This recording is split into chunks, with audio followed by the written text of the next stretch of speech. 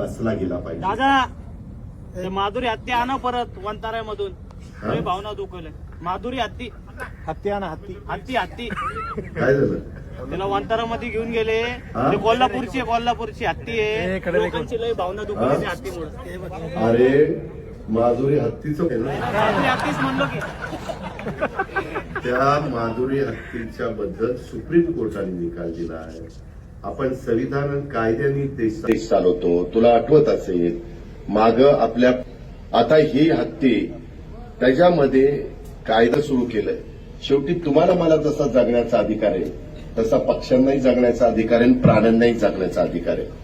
त्या प्रकारे त्या हत्तीणीचं झालं आणि म्हणून ती गेली. बाबा लय शेजला हत्तीणीचं लागलंय बाबा. तुला एकदा कुठं तरी हत्तीणीवर बसवतोस, परंतु तू चांगल्या भावनेनं बोलला असेल. तू प्राणीप्रेमी असशील म्हणून ती भूमिका मांडली. त्याबद्दल तुझं दुमत नाही, तुझं अभिनंदन. पण मी पण त्याच्या खोलात गेलेलो होतो. त्याकरता जसं बैलगाडा शर्यत जशी आपण सुरू केली तसा काही मार्ग काढता येतोय का ऍडव्होकेट जनरलला वगैरेंना बोलून आम्ही त्याच्यात प्रयत्न करू.